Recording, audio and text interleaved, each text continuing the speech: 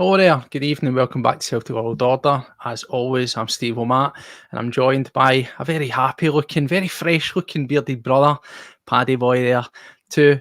Well, he's my right on the screen and you're probably right on your screen as well. So Paddy, it's good to see you with a smiling face as ever. Not quite your 4-0 mate, but 3-0 will do. How you feeling? Yeah, like I said, 4-0 every week is going to be my prediction. Regardless of who we're playing, going to go for it in Europe, going to go for it against the other mob for Glasgow. But do you know what? 3-0 and we've lost our superstar in midfield, so I'll take that. Well, that's the thing. He wasn't in the squad. We saw him getting on the plane yesterday. He's down there finalising it. That's ticking over on the social media. That's pretty much going to be signed, sealed, delivered, I imagine. Rolled out probably tomorrow at some stage. And there was going to be the question marks, weren't there? How were we going to deal with life after Matt, if you will? And, well, it will be different, but we certainly didn't miss a beat today. So you can take that as you find it. The manager will go on to what he said at the end. He was obviously alluding to wanting some more extra quality in. I think he was very direct. It was good to see that. And we'll discuss that. But before we kick off, as we always say here, a wee bit of housekeeping. Welcome back to the channel. Thanks for taking the time to join us in Celtic World Order. If you are a returning subscriber, then thank you very much. Your continued support is always welcome. If you're new to the channel, then welcome. If you like what you see, you like what you hear, help us out. Takes 2 seconds and it goes a long way. Make sure you hit the subscribe icon. Every time we go live like this, every time we upload a video, you'll get notified and you'll miss absolutely nothing. If you want to give us a wee thumbs up, that helps get more eyeballs in. If you want to go mental, you can share our content. It's up to you. Nobody's holding a gun to your head. But it'd be nice if you did it. If you want to get us elsewhere, we're on X at CWPod1888. And just finally, before we move on, because there's been a couple of questions with a few people asking regarding our memberships, etc. Just to a wee, again, additional bit of housekeeping.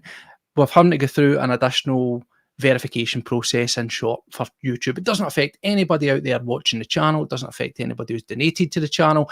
In short, they're just going to redo their verification. We've had to resubmit some stuff. It takes a couple of days to get it done. So if you're a member and it says paused, don't worry. As you know, that's completely optional. It's a donation to us. It's only really us that it holds back because any threshold of money that they would eventually release to us, we don't get it until that's cleared. So it doesn't make any difference to you, just in case you're wondering what it was. But that is a side note, because we're here to talk about Celtic, and we're here to talk about Celtic 3, St. Mirren nothing. Very nice, Paddy. Very nice in the eye, wasn't it? Very, very good. Well, instead of going down our normal route, we'll no break it down minute by minute, instant by instant. We'll just go a wee generalised flavour, and we'll touch on some of the key points. So, Paddy, I'll let you loose. What did you think, starting off with the wee changes that we got to the lineup? Was Idah straight in, Forrest and Maeda, Kuhn on the bench? Yeah, Kuhn on the bench was a surprise. Obviously, I thought he was fit. I thought he would have been starting, but obviously that's a change that's been forced. Dyson starting back on the left, that was a joy to see, especially coming into what we're going to be facing next week. I thought Idah starting up front was, again, nice and fresh, good to see, give Kyogo a wee bit of rest still.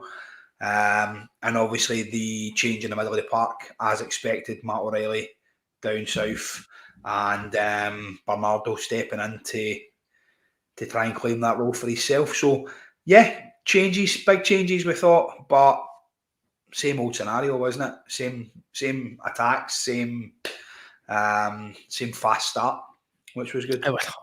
Talking about fast starts, because I just quickly touching on that lineup. We actually found out later down the line, because I wasn't aware of it myself, when we didn't get Kuhn, because we saw Kuhn 3 goals, 3 games, 3 goals, assists, etc.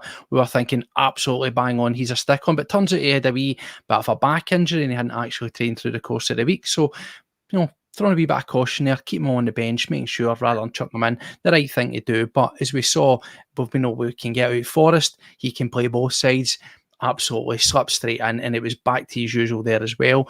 And in terms of Maeda, he was playing through the middle the other week, now he's playing out in his usual familiar position out on the left, and Idah up front. It was probably, the manager says, it was a good game to get him into. It was probably a wee bit more physical, as we saw with regards to that.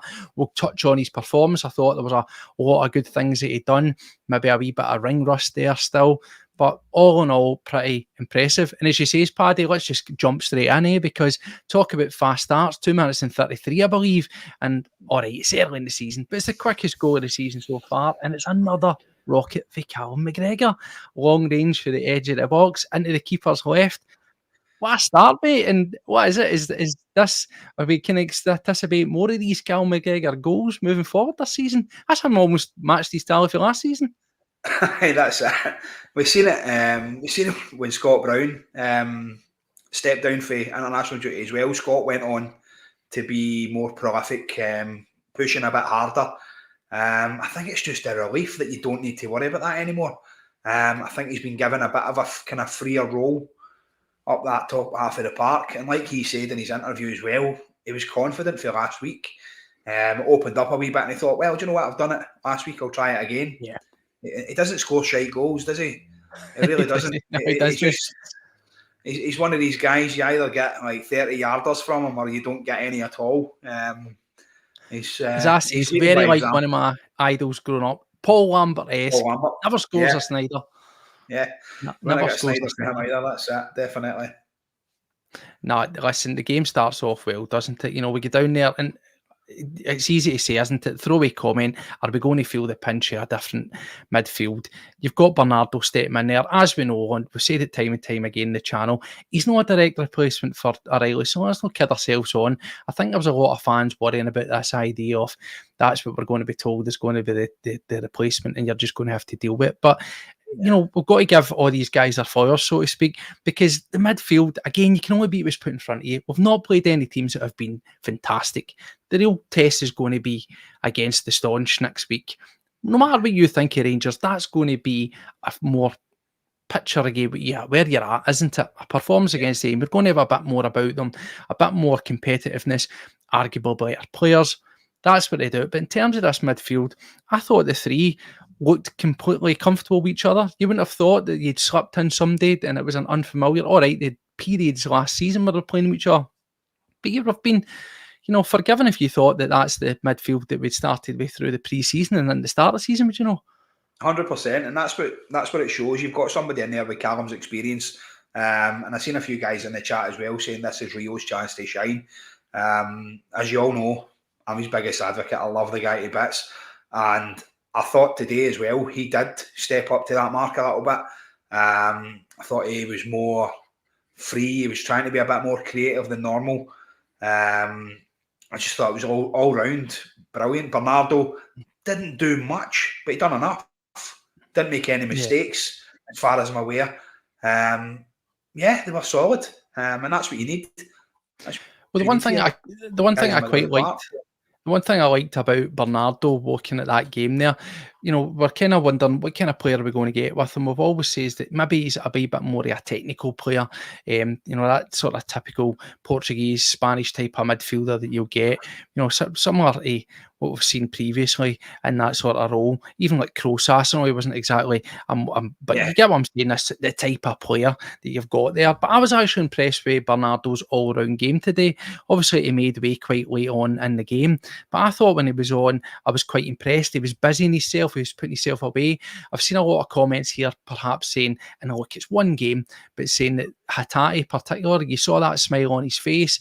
He looked like a guy that was definitely enjoying his football. We've learned, don't take anything for granted, because we had Brendan saying the other day, nothing's concrete, nothing's happening until I know, and then literally hours later, O'Reilly's away. So you take it with a pinch of salt. But again, face value, I thought Hatate looked as if he had a real freedom to his game. Not that he's not had that alongside O'Reilly, but maybe it's a different dynamic, and he's now realising, with O'Reilly on, I expect us to get someone in. I expect an increase in quality in there. But he's maybe looking at this and thinking, right, now's my time to be the O'Reilly. My time to step up. My time to shine. What do you think of that? Do you think he looked as if he was playing with a wee bit more of a swagger, a bit more of a smile on his face, a bit more involved when it's been a sort of more even split between him and O'Reilly? It was more through Hatate, was it not? Yeah, what we've seen with Rio, it comes in flashes. We've said it before. One game he's absolutely outstanding. The second game he kind of cruises by and does a bit here and there. I hope this kicks him on. I really do. We know he's got the talent. We know that he's said as well he wants to progress. He wants to use Celtic as a stepping stone towards bigger things. And that's absolutely fine. We're good with that. And I hope this does push him on. I hope it gives him that wee boost to go, well, do you know what? Look what Matt's done. Matt's now away down there to play in the big league down south with a decent team that's got a lot of progression, a lot of good things going on there. So, yeah, by all accounts, I think it could. It's got to be a booster for him anyway.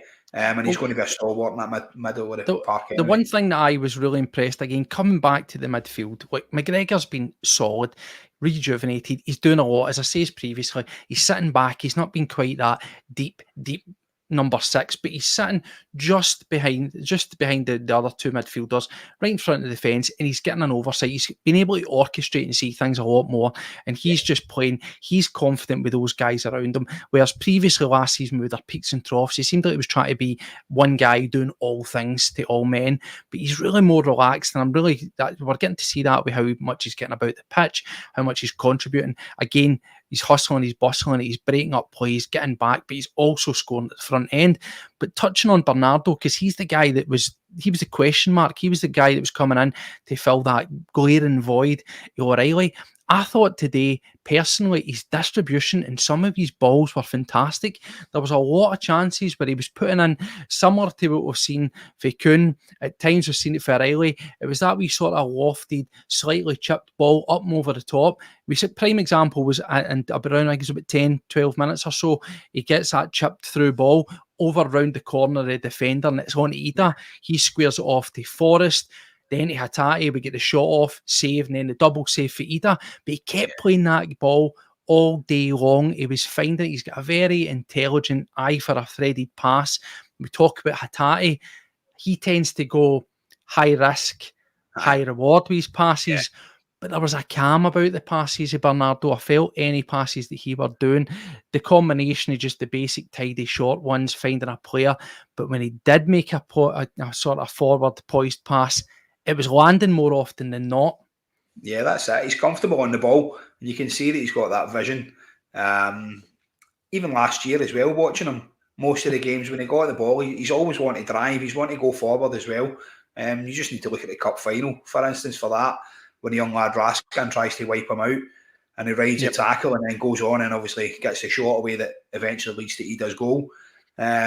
He's a big presence and he's a big bit of a boy as well.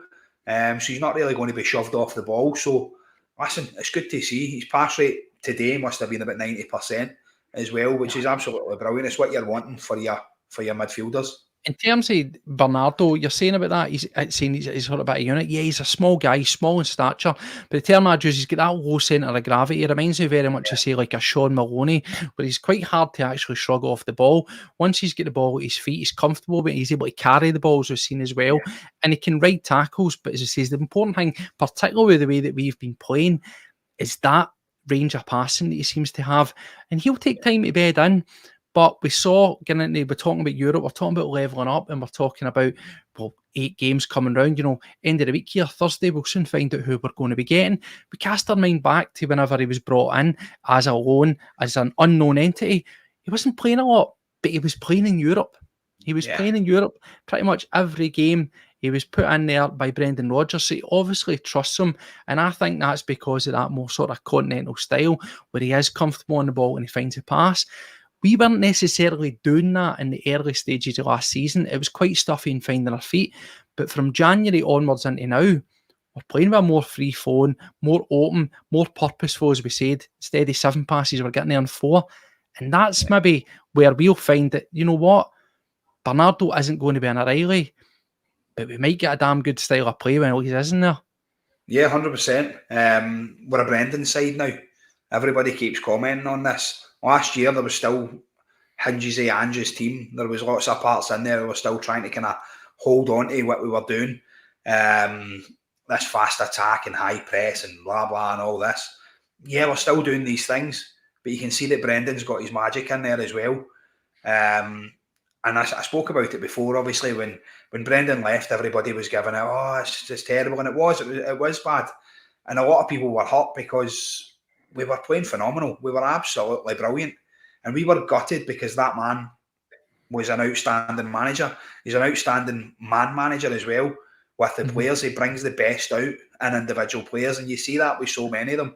McGregor, Kuhn, Hatate even, Scales. Like you could pick players in that squad that haven't really been solid, but now you're looking at them and you're going, do you know what, there's a player in there.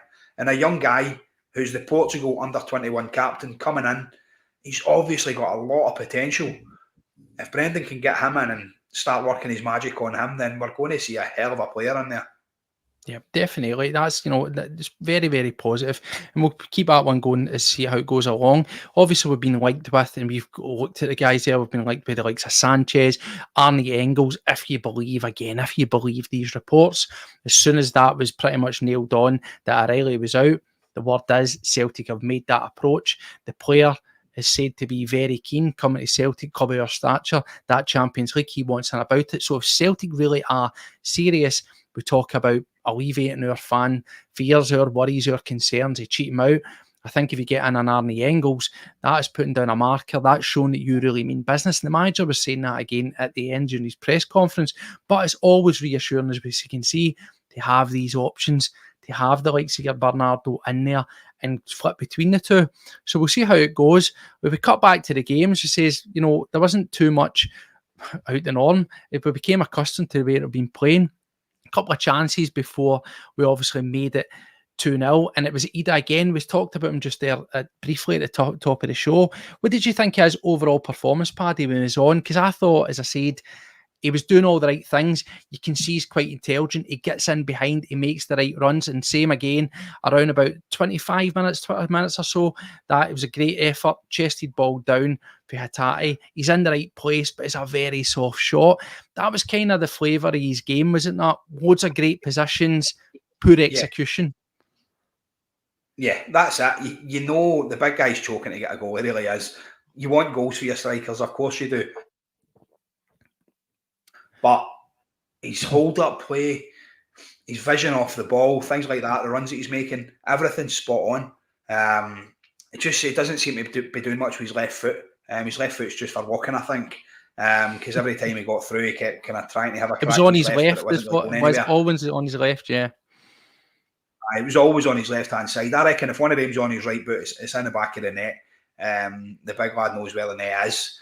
I just think I've seen a lot of comments after it about his play and stuff like that. Obviously, you want goals for your strikers, but I thought his runs, his hold-up play, everything else kind of off the ball as well, telling people where to be and stuff. It looked pretty decent for me, and that's going to cause problems all throughout the season. And I'd quite happily put a number on it right now. I can see him getting above 25 goals this season. I'll take that if it comes. It's early days. Look, that was his start today. The manager says he was a wee bit behind in terms of the fitness, despite him getting some outings with Norwich, different training regimes, maybe different intensity. He's maybe not at Celtic levels of fitness, so that remains to be seen. But it was about getting, minutes in his legs, and it was a wee cameo out. And the other week there, he looked desperate. He was throwing himself about, and it wasn't coming off. So hopefully that's just teething problems that's going to come in time.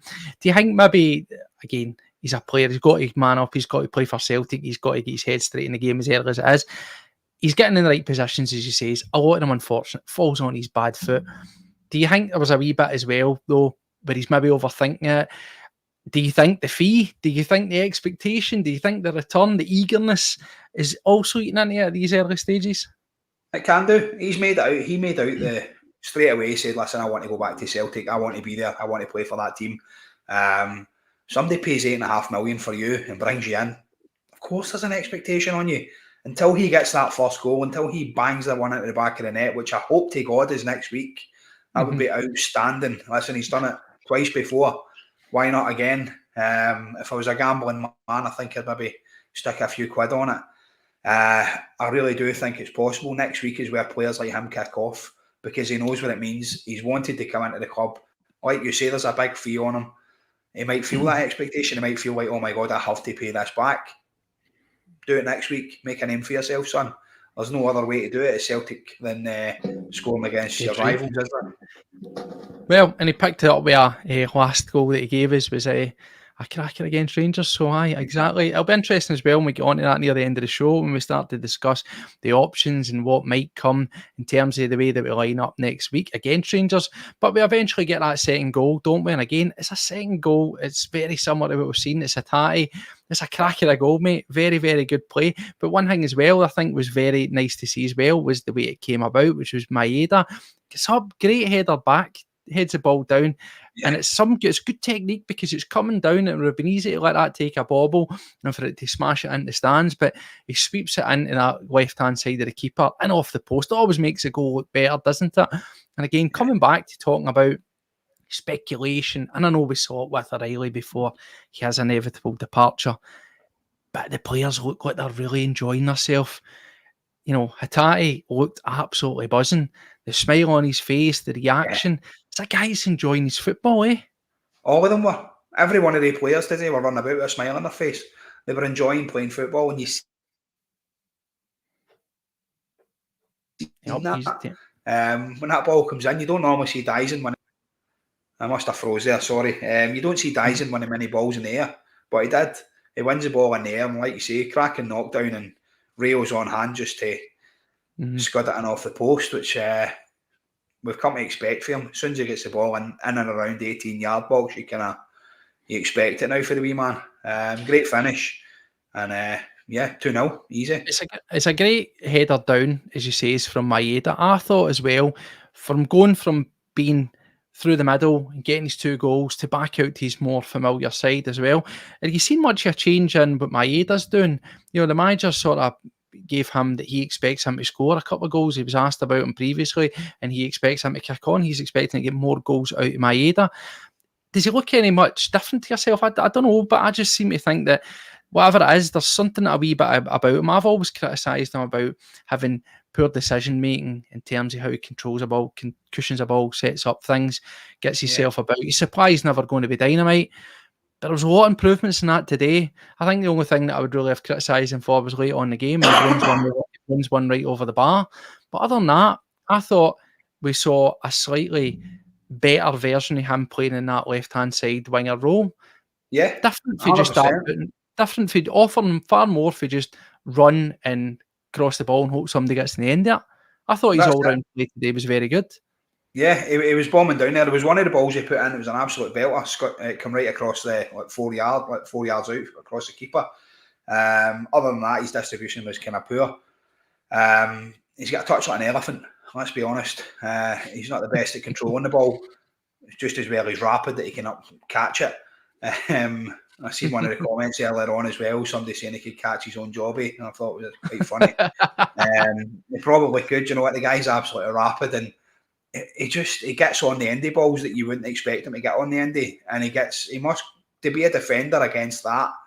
You know that's running at you. It's going to be running in behind you. You're not catching him. You as well just giving in. Yeah, and it's good to see if he can get the control under wraps and the finishing.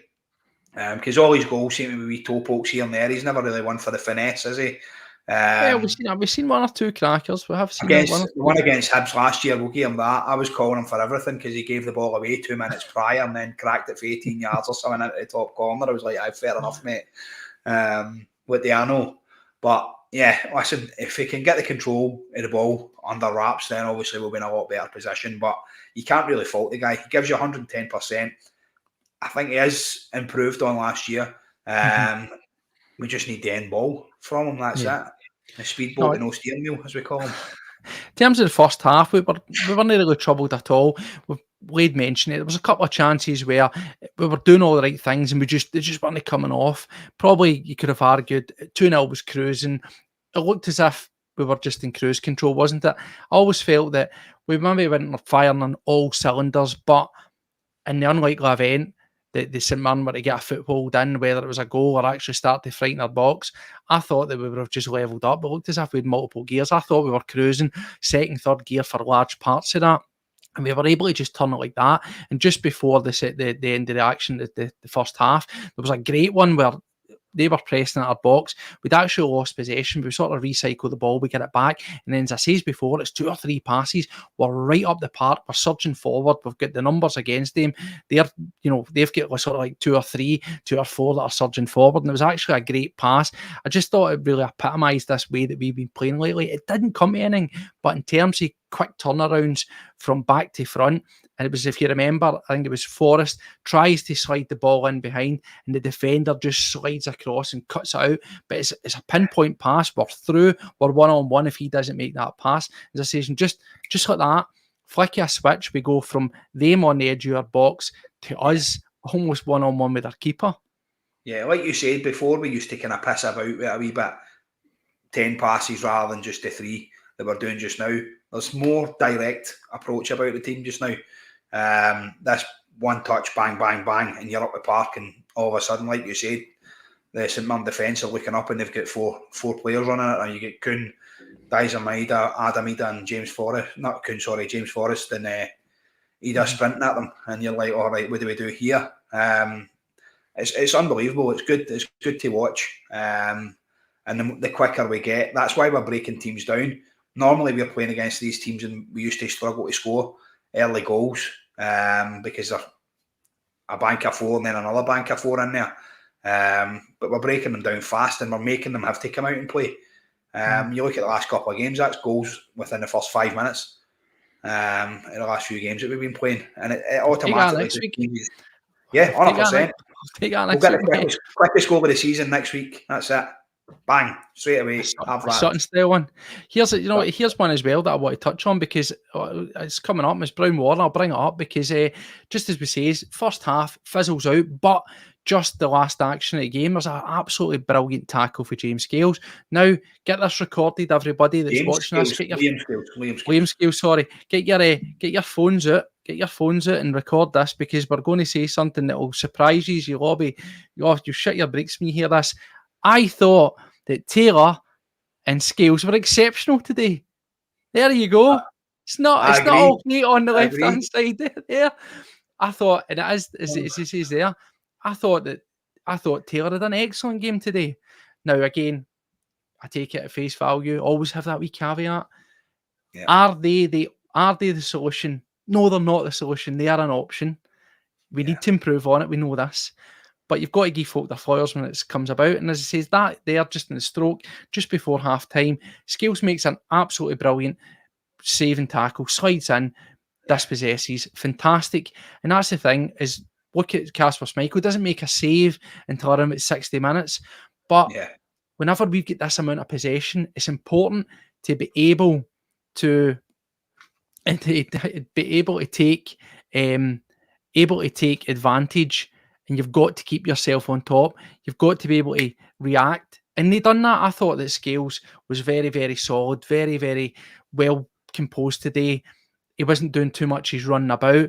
Our midfielders were picking the ball up at the earliest opportunity. Stop him from saying that. And as it says, Taylor, he was playing far more of that inverted role. At times he was bloody well over on the right hand side, which I thought was confusing. But I thought all in all, they were very, very good.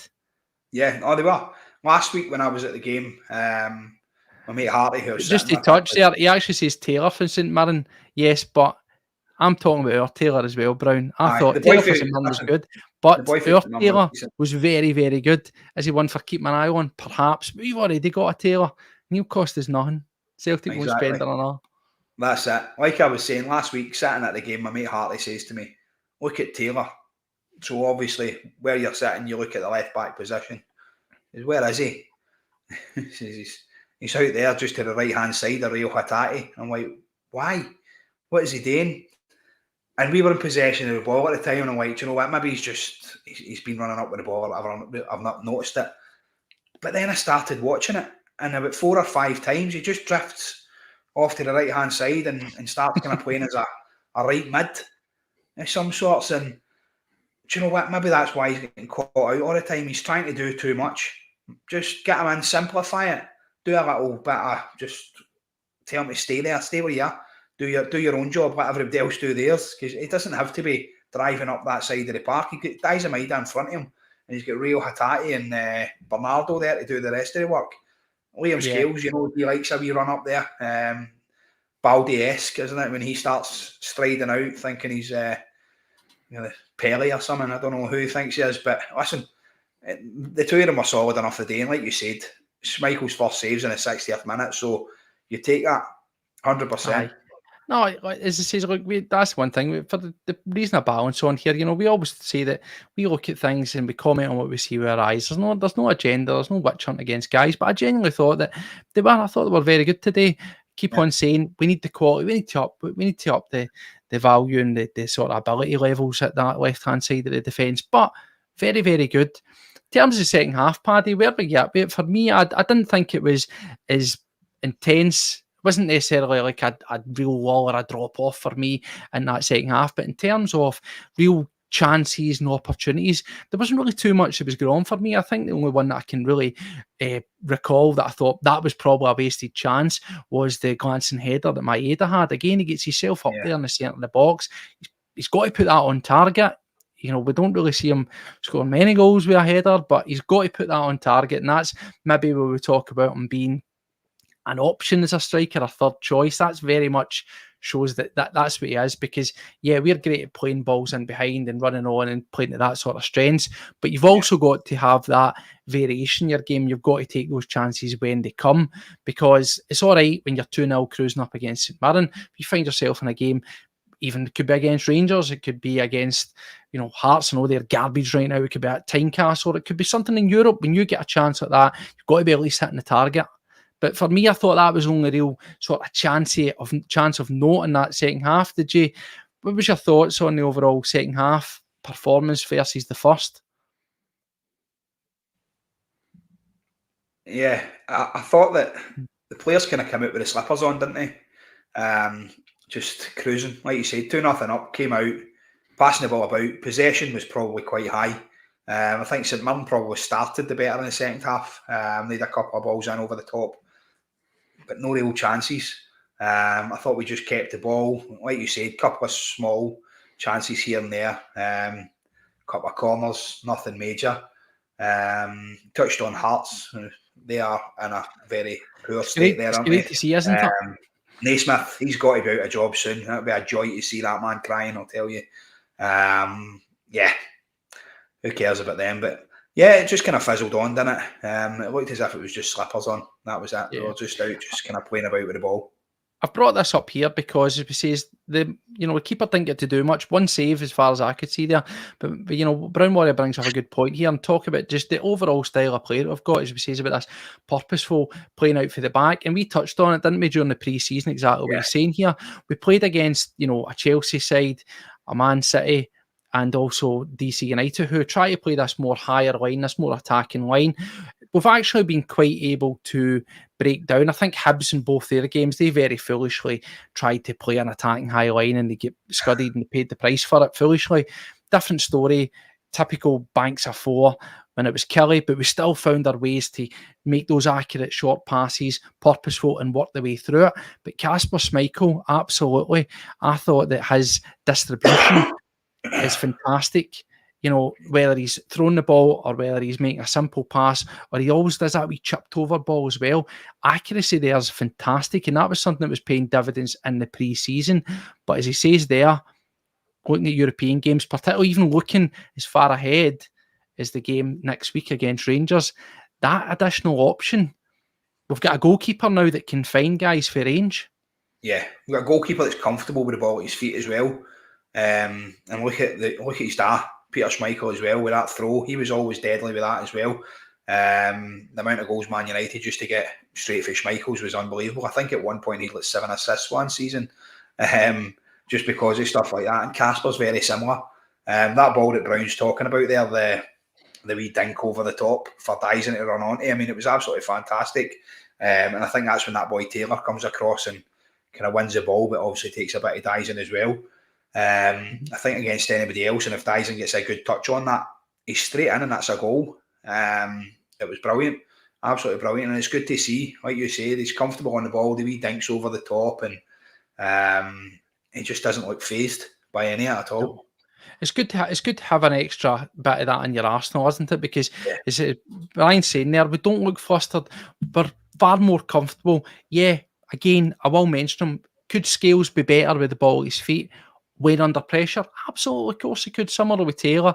I think we've got a calmness and always have had with Carter Vickers.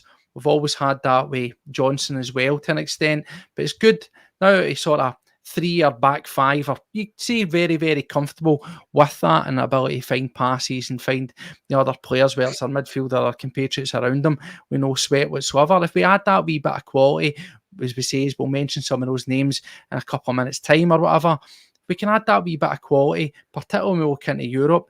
That's when it's going to really, really benefit us, because as it was mentioned there by Brown Warrior, previously when we've been in Europe, when we play against those teams with a very high, quick press, we were getting flustered. We were trying to pass, and we were either losing it, was going out for a shy, it was going out for a corner, or we were just thinking, right, fuck it, share it and get it, and losing it in the middle. And I was saying, losing that secondary bit of possession. But we can really, hopefully, again, with a wee bit more additional quality in, maybe see something translate for what we do in the league. Doing that to teams in Europe.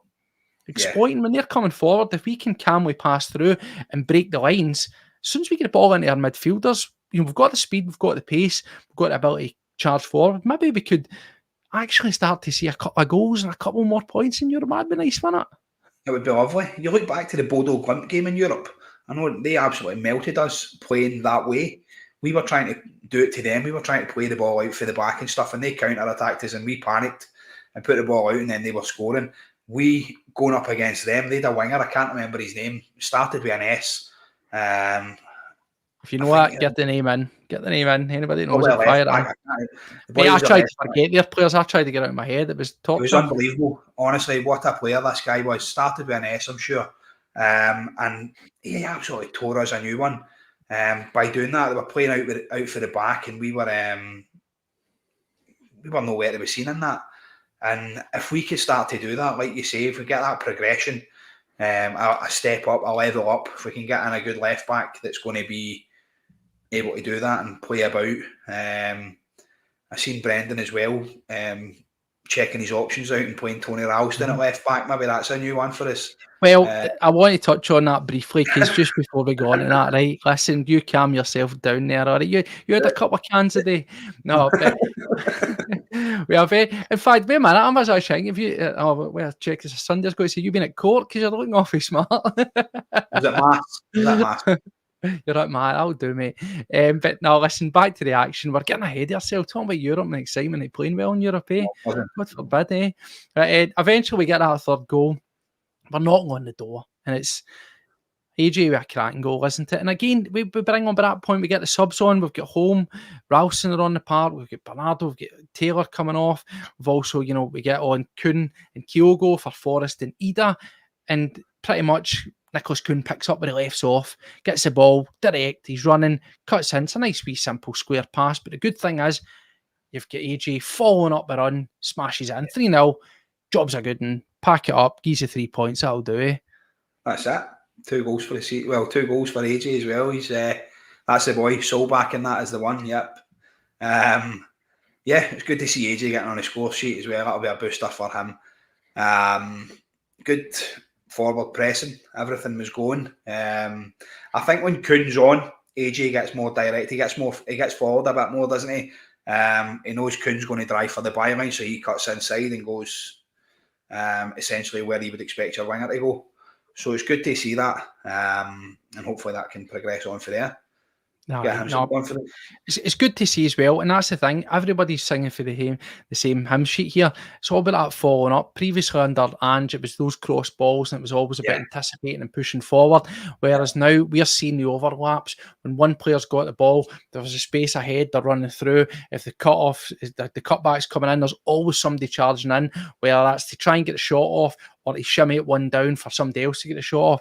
And those very joint up the way they're playing. It's very, very promising to see this continued from game to game to game. As I said before, we haven't played any fantastic league games in terms of teams, in the league. We'll see how it goes against Rangers. But at home, with the way that we're playing, I fully expect it to be more of the same. I really, really do. I don't want to get ahead of myself, but I just feel that we're in a really, really good place. And hopefully we'll add in some extra quality to replace O'Reilly. I don't think, regardless this week, if we sign anywhere people that are going to start at the weekend, I think what you saw today is going to be your options. That's what you're going to get. But even so, I still think that's more than enough to take on Rangers. Now, yep, they might have won 6-0. I watched the highlights of that. No disrespect. It was a good result for them. It was a wee shot in the arm. We would have maybe won. But we're back to this. We're back. You can see what the manager's doing. It's fine doing it against Ross. It really is. It's fine doing it against Ross. We'll see what happens come the end of the week. But I can only see it ending up one way, mate. Yeah, me too. Do you know what? What's my score going to be? You know exactly where I'm going with it. I'm saying 4-0. Yeah, I'd love it. I'd love a 4-0. It's been a while. I would love it. But do you know what? I would take a 1-0 coming off a Maeda's arse. I would take anything. However, going into it, you can't help but be confident. Kasper's hardly made any saves. We've not conceded in the league. We're on fire, mate. We're absolutely on fire. We're scoring goals for fun. Today, we didn't score with a striker, 2 midfielders, and a right back. Which, there you go. Once the strikers start firing in the goals, we're going to be hitting teams for 4, 5, 6, nothing even. It's a good state to be in, mate. And I spoke to a few Rangers fans, obviously, when I was on the oil rig. I was talking to a few guys out there, and they're bricking it. They're not confident at all. Going in here, they're like, it doesn't matter what we've done. You look at the status against this team, that team, blah, blah.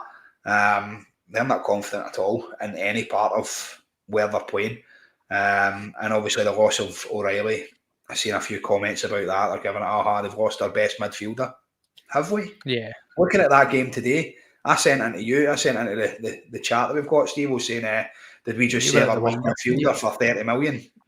It looks that way because Callum McGregor scores a 25-yard screamer, and then Hatate scores a cracker in off the post as well. So, do you know what? Yeah, Matt's away. That's it. Good luck to the boy.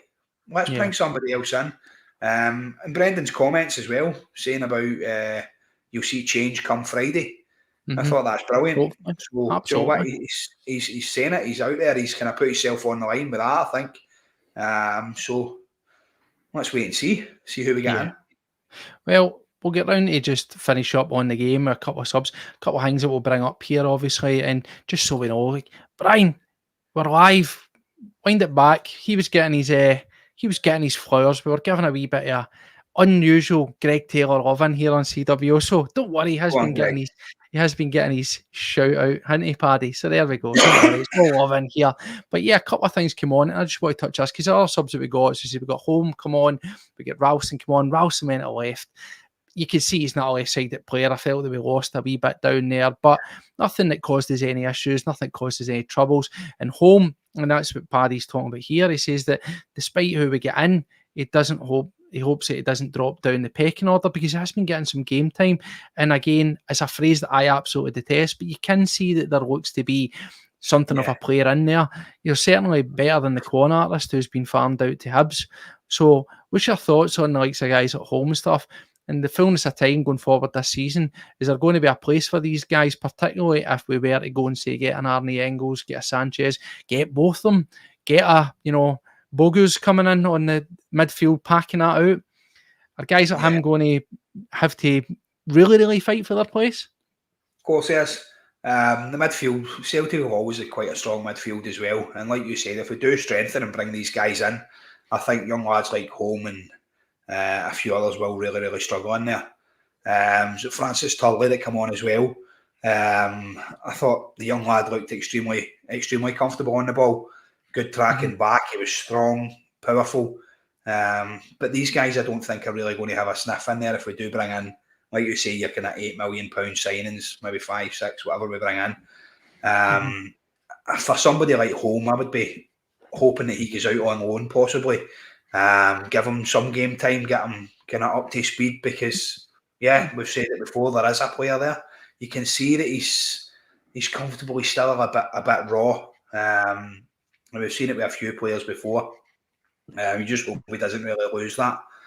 But it'd be nice to see these guys push on, especially, like I say, guys at Home, Francis Turley. I thought they were brilliant. They were decent when they come on. They done the job.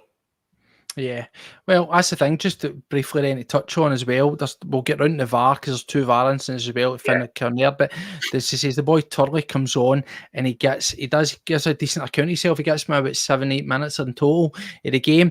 The reason why I bring him up is we're always talking about, everybody's banging on about bringing on the youth, finding a pathway, etc., etc. Now, I don't want to flog a dead horse here. You can go back to some of my previous discussions on what I think we should be doing with the academy, what my thoughts are there. The key point was always being that your pathway, essentially for me, begins and ends with the manager. They don't think you're good enough. You're not getting time. You're not just getting, minutes here because it's nice to do it. Now, I'll bring that up because Turley has been getting a wee spark and a wee flavour of being the first team.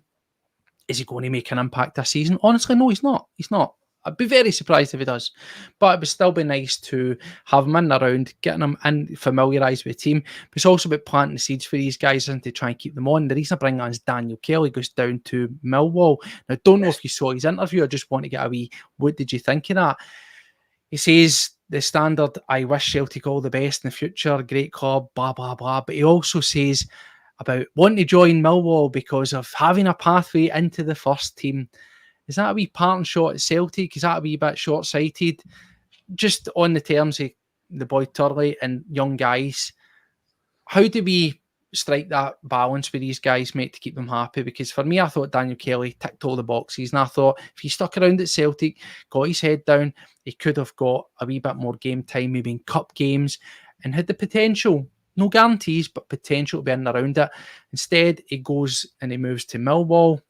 Say what you will about Millwall, but for me, I just felt that comments was the sort of almost slightly entitled, the big I am, like, well, there's a pathway at Millwall, not at Celtic. And no disrespect to you, of course there's a pathway at Millwall. Millwall and Celtic are 2 different things. Millwall will try to get guys in the cheap, let's be honest. They'll try and get youth guys, they'll try and do that. So, how's your thoughts around that and echoing that onto Turley? Listen, we would love to play these guys. Like you said, it would be great to get these boys in for the youth and go like what we've done. You get your guys like KT and Callum McGregor, and you know what, there is some superstars that come through there. However, there comes a point where, are you better than what's on the park? And unfortunately, the answer is no. And if you're not good enough to break in and be a first team player, then you're going to have to serve your time as a squad player on the bench.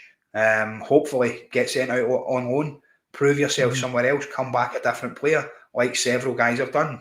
Ryan Christie, Christopher Idah, guys like this, they've all done that. They've progressed themselves and made a bit better. I'd love to see these young guys kick off. But if you're going to go down south and start kind of bad mouthing where you've come from, it's a bit dodgy for me, and it just kind of shows that you don't have that level, doesn't it? Celtic's a big club where we don't like to lose. We don't. And just to touch on that, because I don't want to labour that, but that's very much for those that hadn't. So my thoughts on it, where I always said that we need to look at what other big elite teams do. Your Chelseas, your PSGs, Man City, whoever, they treat their second team as almost a B team, their youth squad as being like a separate club, a separate entity, separate budgets. They develop young talent, but they also bring in the best of the rest from around the globe. They nurture them. Some of these guys will be able to step up and play for Celtic, but see if they don't, you will sell them on for something, get them in contracts at the professional contracts at the earliest possible stage so that you're protecting that investment. So they might not be a Celtic player, but they might end up at Millwall, they might end up at Fleetwood, whoever it is. You sell them on and you can make money on it and make you money time and time again. Another comment was saying a return to the B League, absolutely, or a reserve league would be fantastic, but unfortunately it's down to money. So there's many solutions, but easier said than done. But no, I think we'll see how that one goes round. The last one I want to touch about, Paddy, on the game before we go on to some of the more attractive things to talk about was the 2 VAR decisions. And it was both Maeda causing havoc, getting in behind. It gets taken down to ground twice. Same with yourselves in the comments. Let us know what you thought on them. In terms of myself, I think the first one is just simply too weak. He's not strong enough. The second one, I think it is a foul. But what I will say is I'll go on record and folk will say, well, if that's Rangers or such and such, they get it. That may well be. Remains to be seen. But I'm also quite comfortable if that's going to be the standard they bargain forward, that they're no given, because they were getting given out like sweeties, not to us, but in general last season.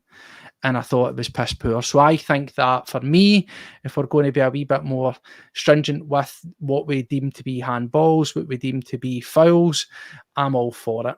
I didn't think it affected our game. I didn't get up my arms about them. Yourself, Paddy, any take on it? The first one was just a tangling up. Like you said, Dyson's not really strong enough to kind of nudge a boy off the ball. He gets his foot tangled and goes down. Yeah, we've seen them given. Of course we have. But like you also said there, the VAR thing. Over the last couple of weeks, we've seen decisions that would have been given last year not knocked away, not even looked at really, and just went, nope, it's not a penalty. The second one, stronger case. But again, probably not. I'd be quite happy to get them. Of course you would. And we'll see how that plays out next week. If there's any chances in a big game like that, when there's 60,000 fans screaming at you, telling you that it's a penalty, we'll see how the referee deals with that. What about this one, Paddy? Yeah. Red card for you? Nah. Not at all. No having it? Nah. Nah. Nah. Strong opinions on CDO. That's what it's all about. Yes, geez it. Nah, like the game in general. Let's have a wee snapshot. Watch this. Absolute future. Oh, look at that. Look at that. CWO graphics. We're going mental on the show here. Mate, talk about domination. I mean, we're no stat guys, but have a look at that. 28 shots, 8 on target, the possession, the amount of passes, the accuracy of the passes, corners, that shows that's nothing but absolute swashbuckling. That is putting teams under the cosh. That is absolute domination, isn't it? Yeah. The only thing that worries me there is 28 shots and only 8 of them on target. It's quite a poor percentage, isn't it? I know, and that, but then that's the thing. 8 on target, yeah. It's not necessarily. Some of those shots will also be, there'll be blocks. Those won't count as being on target. Things like that as well. So not every single one of them means that they're over the bar or whatever. That could be shots blocked before it reaches a goal. But in terms of actual stats, just looking at face value, very, very good. Absolutely, it's positive to see, and it shows you the type of way that we're playing, and we're consistent, we're carrying that. I mean, look at the amount of passes, nearly 800 passes, but the best bit of 4 times almost what they're putting out. But exactly, Barcelona-esque. There's a couple of other things as well, Paddy, that's been swirling about, and we'll quickly touch on them. We've not forgot about it. We're well ahead of it. We're all over it. You know us. I've seen a few people in the comments trying to jump in front of Steve, but listen. But wait till you see this, because this is how prepared we are. Oh, look at that. Oh, yes. Ready to go. So there we go. This is actually just broke, and this was directly from Spain. This has been translated, whereas Alex Val, who is a youth prospect in the Barcelona system, there's a follow-up here, the story that we're working on a loan deal, is saying that he was returned from on loan Levante. He was in the second tier, on loan with them last season. And they've essentially, Barcelona have extended his contract.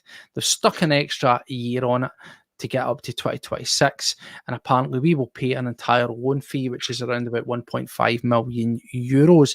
And then, of course, everybody's favourite annoyance, Fabrizio Romano, he reports that as well. So again, we obviously take these things with a pinch of salt, but as I always say, when my dad tells us, oh, did you see such and such, son? I'm like, what was your source? Was it like the Celtic best football team in the world Facebook page? Is like, if people like this are saying it, then there's a bit more around it and you believe them.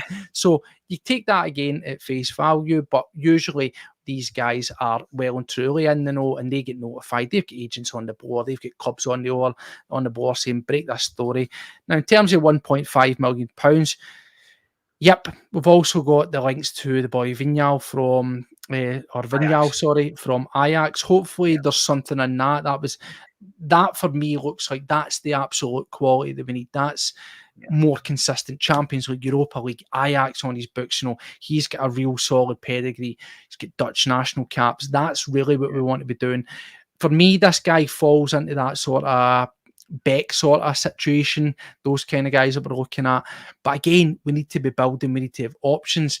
If we also look at the boy from Sheffield Wednesday, is it Trustley or Trusty? He's he can play. He left centre half, but also left, back if need be. He can shift them across. So again, at least it looks as if we're looking at options there. If he was going to be one, maybe this guy, you could argue that gives us good coverage. And I'd imagine if you're paying 1.5 million euros for somebody like him, they've made an extension, probably they're wanting to sell him, because Alex Val, 66 career appearances, they've all been at Tier 2, Tier 3 in Europe. On loan last year at Levante in the second tier of Spain, 29 games. He's got 17 Spain unders caps. So he's in the round. It's quite clear, similar to, as I say, guys like your Crosas, guys like Jota, Bernardo, they're not going to make the grade there, but they might step up. And I think them taking on that extra loan, that's for them to get a fee out at the end of it. I don't think it'll be fortunes, but that's them protecting their assets. So it just says negotiating a deal, but I would be surprised if that wasn't going to be with an option to buy, try before you buy type of thing. Paddy, the names that we've discussed, the boy for Sheffield United, obviously the boy for Ajax, and now Alex Vale, are they guys that are they doing anything for you? Is that promising that's now 3 players that can play in that area that we're being linked with?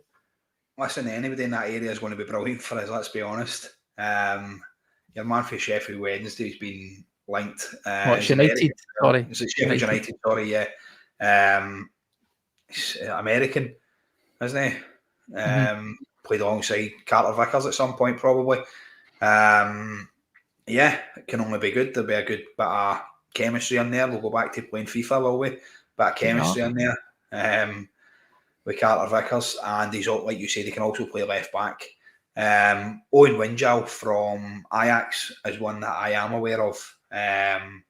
Cracking player, very attacking, likes to get forward, likes to push, very fast, very versatile, not scared to go in for a tackle as well. He would be probably my main option from all of them.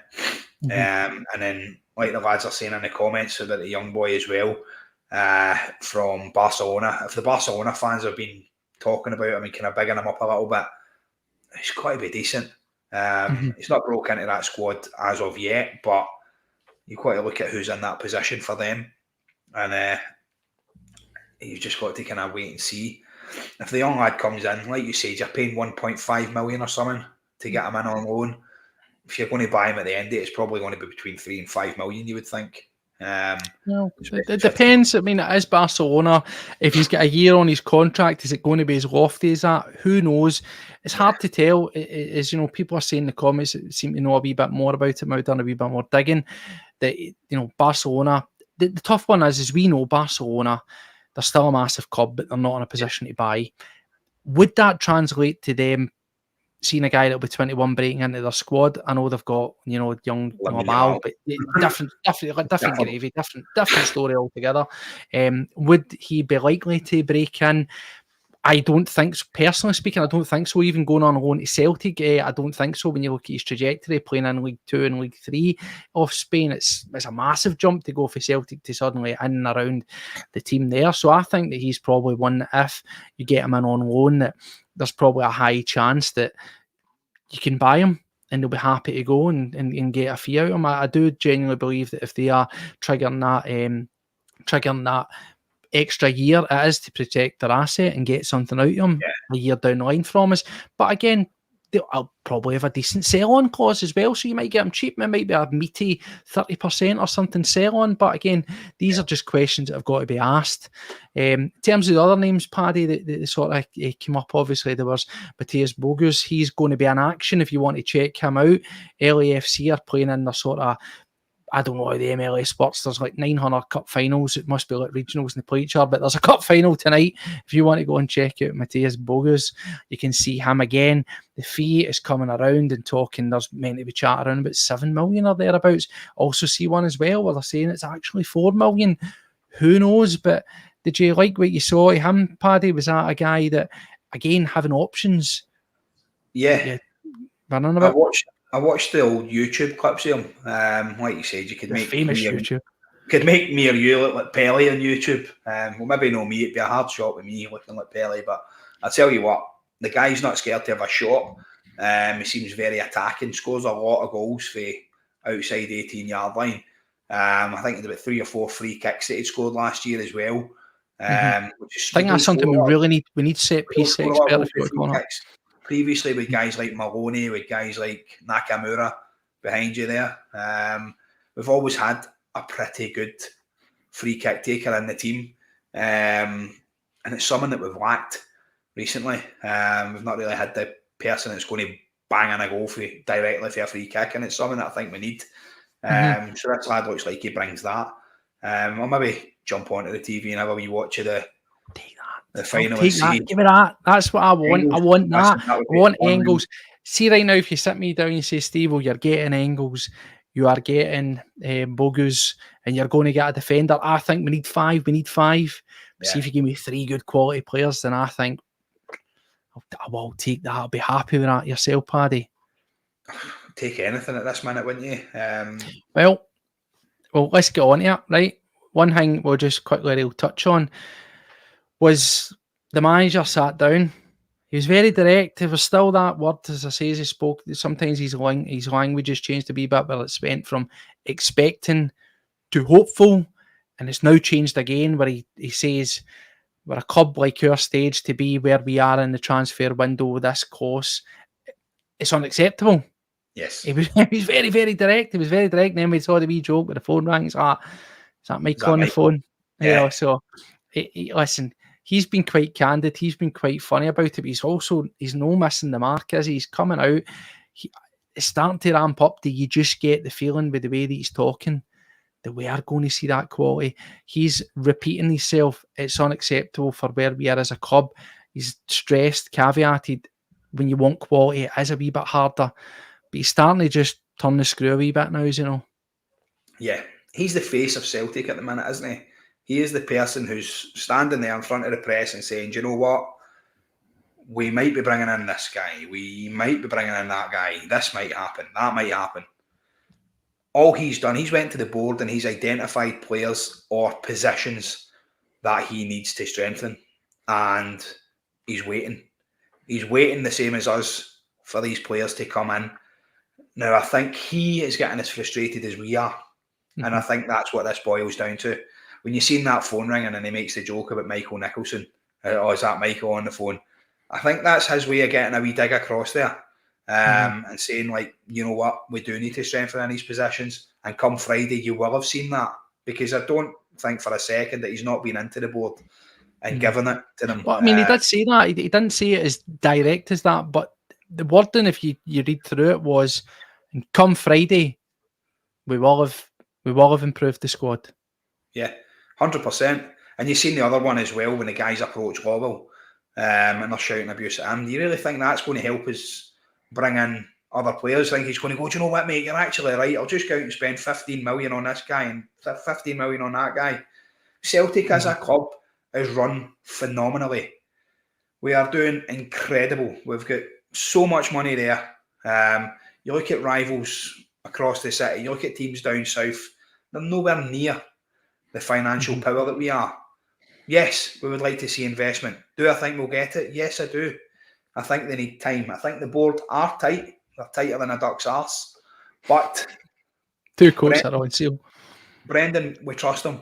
And 100%, I think he's been in there. And I think as a fan, like he is as well, he is a fan, let's face it. He's a fan that's got lucky. The same as guys like Tommy Burns and whoever else has managed that supported the club. They understand it, they get it. And I think he's got to have been in there saying, listen, give me what I want. This is it. This is what we need.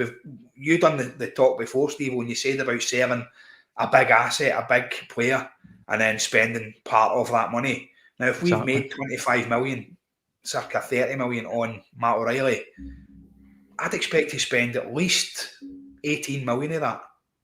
Well, what was interesting is, if you remember what the manager was saying when he spoke about that and he says about the money, I'm just paraphrasing, but he was asked a question with one of the journals and he says about the money coming in from O'Reilly, 25 million, whatever it is, are you going to get the large proportion of that to sell? And his words to effect were, I've been here before, you've been here as well to ask that kind of question. Hopefully I'll get a portion of it. So there's your answer right now. It's not going to be all of it, which is ridiculous, but I don't want to cover old ground. I've mentioned it in many a podcast previously when I've looked at the profile and the way we sell and this and that. But just to remind you, between sales in the summer and between the 23 season, Celtic started the summer period before bringing in Idah, before bringing in Bernardo, sitting around about £28 million in sheer profit for that 1 year period. Yeah. From the players that we have brought in, we're just around about £13 million. We're just launching our 25 plus on top of that. Yeah. You do the sums. Yeah. We should be going out there and at least bringing in 3, maybe 4 players, and the total, sum total of that should be comfortably £20 million thereabouts or more. It should be without a doubt what we need, and I think that's what the manager is. Just to touch on how we get to that, because I saw it coming through and I want to know what you guys think in the comments. We've all saw the video where Law's outside, he's got the brolly, and the fans are challenging him. Now, I just want to go on record here. I have no problem with fans like we do on here being passionate, making their voice heard, asking the hard questions, whether that's fan media getting access at Celtic Park, whether that's, I don't know, you're happy and privileged enough to have a cracking seat at Parkhead and you bump into them and you ask them what's happening. I have not got a problem with that. I can understand why some fans are unhappy. Just my opinion. Who knows? Maybe it was just not having the articulation to put it in a better way. Maybe it's too many bevies on the bus on the way down or whatever. Haven't got a problem with you asking what's happening here. But see when you're shouting, just fucking spend money at a man. As much as I don't care for Peter Law, there's ways and means to do it, and I think you lose that moral high ground when you approach it that way. I would have loved to have had that opportunity to say, what's happening? Can you understand? We're all desperate what we want here. Would I have shouted, spend the fucking money? Absolutely not, because that's not going to register. He's just walking away and thinking, this is the kind of bangers I'm dealing with. Because he will have that superiority complex. And yes, he probably will have quite a negative opinion about a lot of our fan base. It's fact, he probably will. Yeah. Doing it that way is not going to help. I'm not saying if you sat there and had a nice sit down, a very constructive conversation with him that will give you the time of day. But all I'm saying is it comes back to throwing sharks, doesn't it? It's not a nice look. Of course it's not. And that's it. Like you said, these are educated men and the club is in a fantastic financial situation. We'll progress. We will move on. And listen, let's trust Brendan. Let's wait till Friday and see what we've got. When's the Champions League draw? Is that Friday as well? I believe it's the 29th, which would be, let me get my trusty calendar up here. I think that's Thursday. The Thursday? I think that's Thursday. So you find out the draw on Thursday. Just for those that don't know, the way that it works, it's all automated now. So gone are the days of pot. What will happen is your name will come out, Celtic, boom, and then computer goes like that and it generates you 8 games. Straight up. It uses a complex algorithm so that it knows that you can't play them, It'll generate your 8 games. It'll tell you what ones are home and away. You'll know, but you will not get the time. You will not get the dates until a couple of days down the line. So I think about the 31st, you'll find out because there's logistics there. There could be, 2 teams for the same town or the same city playing. They need to make them alternate days.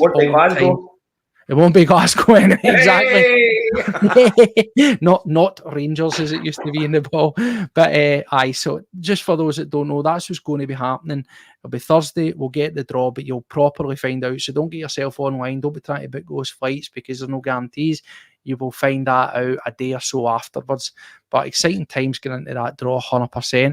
But sorry, I cut you off there, just to finish off, Paddy, as he says, look, we'll always challenge the board. We will always call out an activity of the board.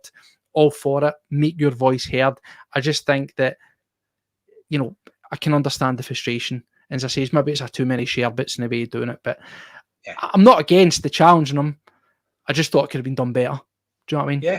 Listen, like Dom says there, I've said that about referees. Remember how referees, I feel they should be able to come out and justify decisions that they've made. Dom said Dello should come on and reassure the fans.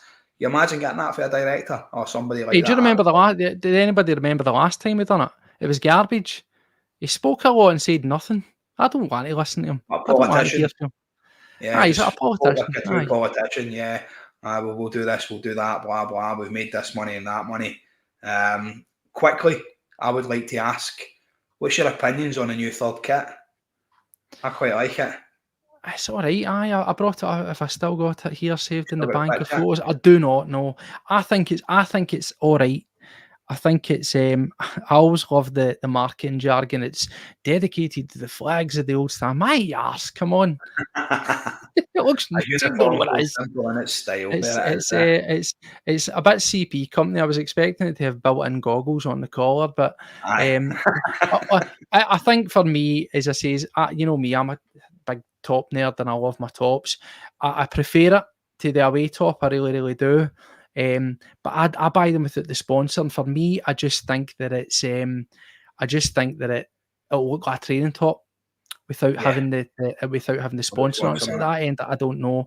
I might try and do what I normally do and try and seek out a player issue one with a foundation or something on it at a later stage so that it looks more like a top. But no, it'll be interesting to see how it goes. I certainly hope it's not like the Man United kit in the 90s, the grey number, where you have a bit of difficulty finding players in it, because I know it seems a bit stupid to say, but genuinely it can do. And how many times have you watched a match and there's been teams and the shirts are sort of clashed and you found it hard to watch it in the telly? So you know what, we'll cross that bridge when we get to it. It's a kit and it's a kit, and as I say, coming back to the money, it's more money in their pocket, because as I say, when I was complaining about it, there's 140 plus unique Celtic branded Adidas items for sale currently on the Celtic website. Wouldn't it be nice to get some of that back through the course of this week in the way of signings?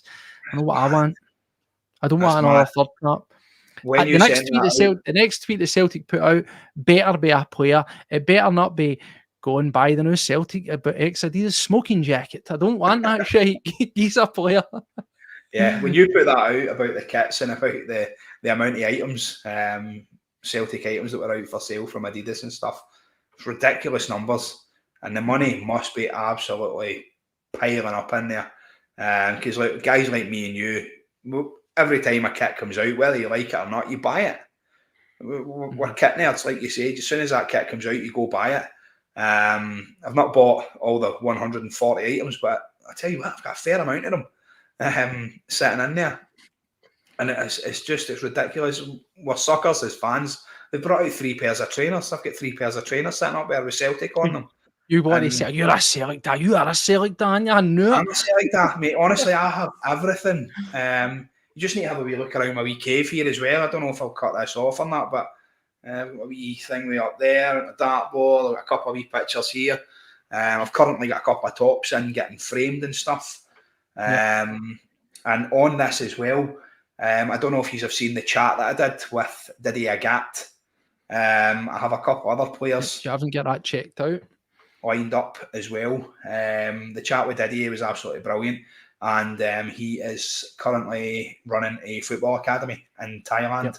And he's taken 2 players out to Slovakia this week who have got permanent contracts with a team out there. Linked, well, the person who he's meeting out there is none other than Mr. Lubomir Moravchik. And I've put my hand in there, so possibly this week we might have a joint call with Idah and Lubo if I can get it done. You'll see. You will see. Nothing's guaranteed. We're not going to say right checks or asses can't cash, but yes, Paddy has been very busy. I do have 2 others confirmed.